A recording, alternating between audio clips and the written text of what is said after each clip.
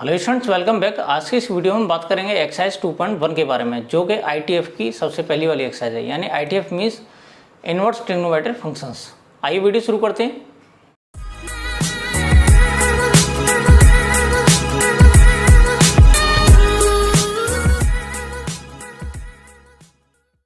Exercise शुरू करने से पहले मैंने यहाँ पर कुछ फॉर्मूले लिख दिए हैं। फॉर्मूले ये जो लिखे हुए हैं ये हैं प्रिंसिपल वैल्यू ब्रांच के हिसाब से। यानी यहाँ पर साइन इनवर्स माइनस एक्स की जो वैल्यू होगी माइनस साइन इनवर्स एक्स होगी, टेन इनवर्स माइनस एक्स की जो वैल्यू होगी माइनस टेन इनवर्स एक्स होगी, और कोसेक इनवर्स माइनस एक्स की value minus cosec inverse x होगी। कॉस इनवर्स माइनस एक्स की value pi minus cos inverse x होगी। सेक इनवर्स माइनस एक्स की वैल्यू जो होगी pi minus sec inverse x होगी, और कॉट इनवर्स माइनस एक्स की जो वैल्यू होगी pi minus cot inverse x होगी। इन फॉर्मूलों की हमें जरूरत पड़ने वाली इस एक्सरसाइज में, इसमें मैंने साइड में ये सब नोट कर लिए हैं। हमारे पास जो पहला क्वेश्चन है एक्सरसाइज का वो है साइन इनवर्स माइनस 1/2। तो हमने बताया था जब भी साइन इनवर्स माइनस एक्स होता है तो उसको माइनस साइन इनवर्स एक्स लिख लेते हैं। तो इसकी जो वैल्यू हो जाएगी माइनस साइन इनवर्स 1/2। अब इसके बाद में माइनस साइन इनवर्स, हमें मालूम है साइन में जो 1/2 वैल्यू होती है वो होती है साइन 30 की। साइन 30 का मतलब साइन π/6, साइन π/6। अब यहाँ पे हम देखते हैं कि जो π/6 है इसकी जो प्रिंसिपल वैल्यू ब्रांच होती है माइनस π/2 से प्लस π/2 तक, यानी माइनस 90 से प्लस 90 तक। तो ये इसमें ब्रांच में लाई करता है। यानी ये जो साइन इनवर्स से साइन को हम कैंसिल कर सकते हैं। यहाँ पे जो वैल्यू आ जाएगी वो माइनस π/6 लिख सकते हैं इसको हम, क्योंकि ये जो π/6 है यहाँ रीजन लिख सकते हैं। π/6 belongs to principal value branch minus π/2 to π/2, ये इसका रीजन है। क्वेश्चन नंबर सेकंड में हमें जो दे रखा है वो दे रखा है कॉस इनवर्स √3/2। तो यहाँ पर ये नंबर पॉजिटिव है, यानी ये प्रिंसिपल वैल्यू ब्रांच में ही लाई करेगा।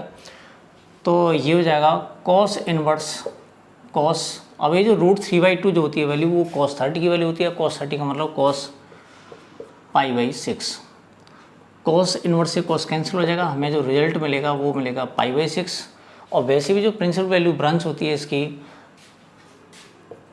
π/6 बिलोंग्स टू 0 to π, यानी ये इस ब्रांच को बिलोंग करता है। अब बात कर लेते हैं क्वेश्चन नंबर थर्ड की। क्वेश्चन नंबर थर्ड में हमारे पास जो क्वेश्चन है वो है कोसेक इनवर्स 2।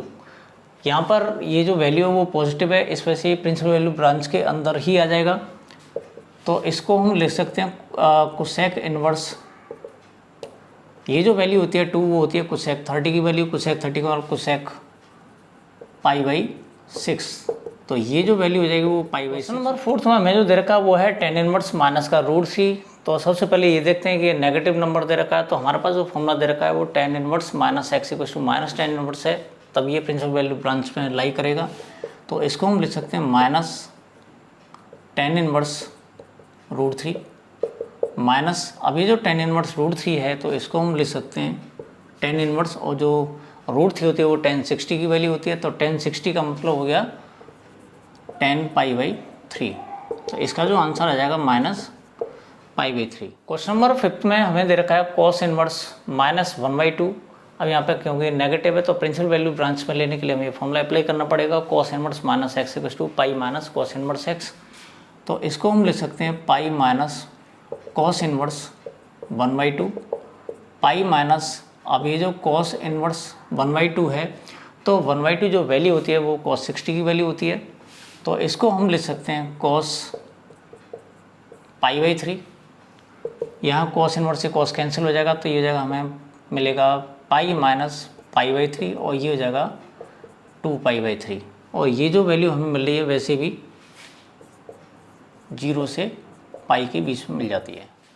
क्वेश्चन नंबर 7 में सेक इनवर्स 2/√3 है, वैल्यू पॉजिटिव दे रखी है। तो हम डायरेक्ट इसमें प्रिंसिपल वैल्यू ब्रांच में इसकी वैल्यू फाइंड कर सकते हैं। तो सेक इनवर्स 2/√3 है तो इसको हम ले सकते हैं सेक इनवर्स, और ये जो 2/√3 जो वैल्यू होती है वो है सेक 30 की वैल्यू। सेक 30 का मतलब होता है सेक π/6।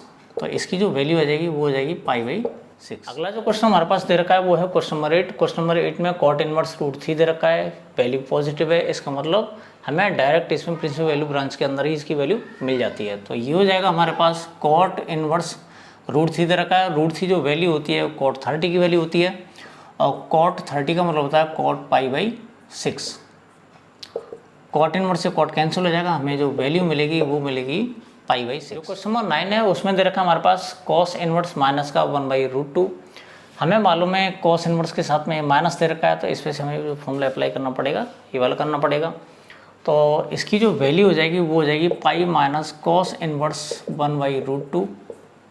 तो ये जगह पाई माइनस, अब ये जो कॉस इनवर्स 1/√2 है तो इसको हम लिख सकते हैं कॉस इनवर्स कॉस π/4, यानी ये जो वैल्यू होती है वो कॉस π/4 की वैल्यू होती है। कॉस इनवर्स से कॉस कैंसिल हो जाएगा यहाँ पर, तो पाई माइनस π/4 और ये जो वैल्यू हो जाएगी वो 3π/4 की वैल्यू है।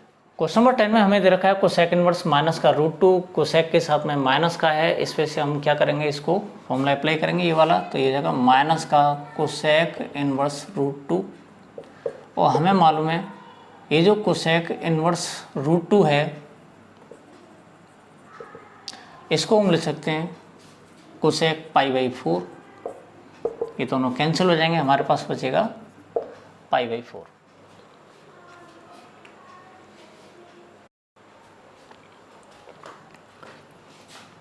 क्वेश्चन नंबर 11 से लेकर लास्ट तक के जितने भी क्वेश्चन हैं इसमें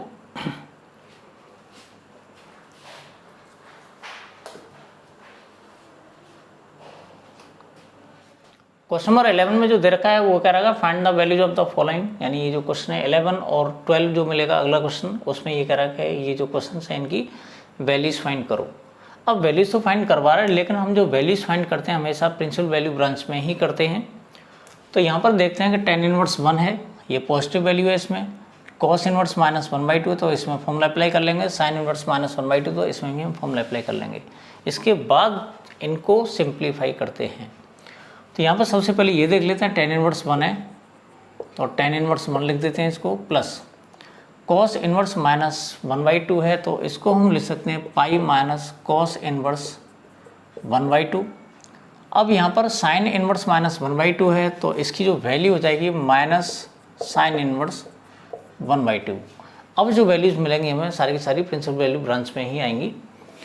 तो tan इनवर्स 1 जो दे रखा है उसको हम ले सकते हैं tan inverse tan π/4 plus pi minus ये जाएगा कॉस इनवर्स कॉस, ये जो 1/2 होती है वो कॉस 60 की वैल्यू होती है, कॉस π/3 माइनस साइन इनवर्स, अब ये साइन में जो वैल्यू होती है 1/2 वो होती है साइन 30 की वैल्यू, तो ये जाएगा साइन π/6। तो इसकी जो वैल्यू होगी इस पूरे की तो ये जाएगी π/4 plus pi minus cos inverse cos π/3 तो ये π/3 हो जाएगा, माइनस साइन इनवर्स से साइन कैंसिल, ये हो जाएगा π/6। इसके बाद इसका हम एलसीएम ले लेंगे, तो एलसीएम आ जाएगा इसका 12, 4 3 जा 3 पाई यहाँ पर मिलेगा, 12 पाई यहाँ पर मिलेगा, 4 पाई यहाँ पर मिलेगा और 2 पाई यहाँ पर मिलेगा। तो 3 पाई प्लस 12 पाई 15 पाई, 15 पाई माइनस 6 पाई 9 पाई अपॉन 12, 3 3 जा 3 4 जा, आंसर हमें जो मिलेगा वो 3π/4 मिल जाएगा। अब हम बात कर लेते हैं क्वेश्चन नंबर 12 की। क्वेश्चन नंबर 12 में हमारे पास जो दे रखा है वो cos inverse 1/2 plus 2 sine inverse 1/2। तो यहाँ पर हम देखते हैं कि ये दोनों के दोनों पॉजिटिव हैं, यानी जो रिजल्ट देंगे वो बिल्कुल प्रिंसिपल वैल्यू ब्रांच में ही मिलेगा हमें। तो इसमें फॉर्मूला वगैरह कुछ भी लगाने की जरूरत नहीं है। तो ये जाएगा कॉस इनवर्स कॉस, अब कॉस में जो वैल्यू होती है 1/2 होती है कॉस 60 की, तो यहाँ पर कॉस π/3 हो जाएगा प्लस 2 साइन इनवर्स, अब ये जो साइन में जो वैल्यू होती है 1/2 वो कॉस 30 की वैल्यू होती है, यानी साइन π/6।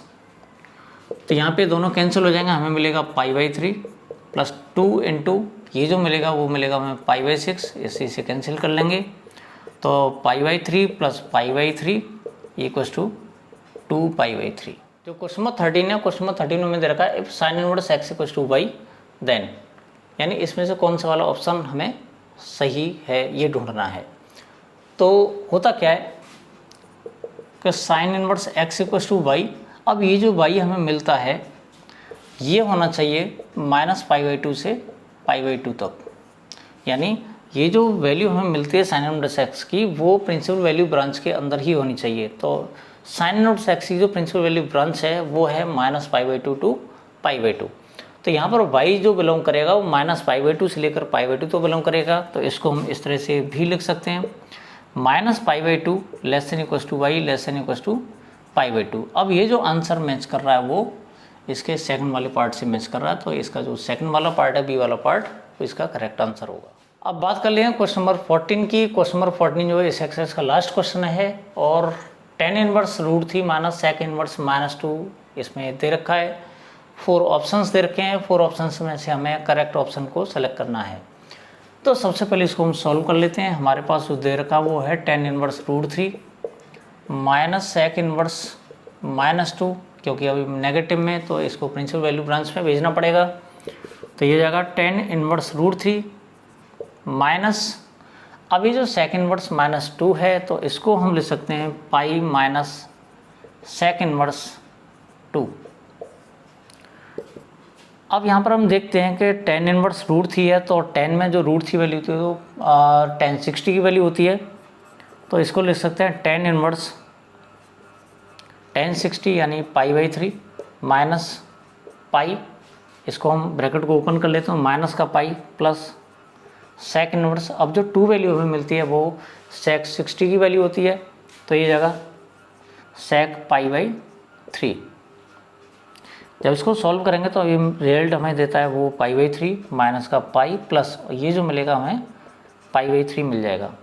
तो हमारे पास वो रिजल्ट आया, इसका ओवरऑल एलसीएम लेके आएगा pi minus 3 pi plus pi, यानी pi plus pi 2 pi minus 3 पाई, तो हमें मिलेगा आंसर माइनस का पाई बाई 3। और हमारा जो करेक्ट आंसर है वो है बी। मैं समझता हूँ आज की एक्सरसाइज में हमने जितने भी क्वेश्चंस कराए हैं वो सारे के सारे समझ आ गए होंगे।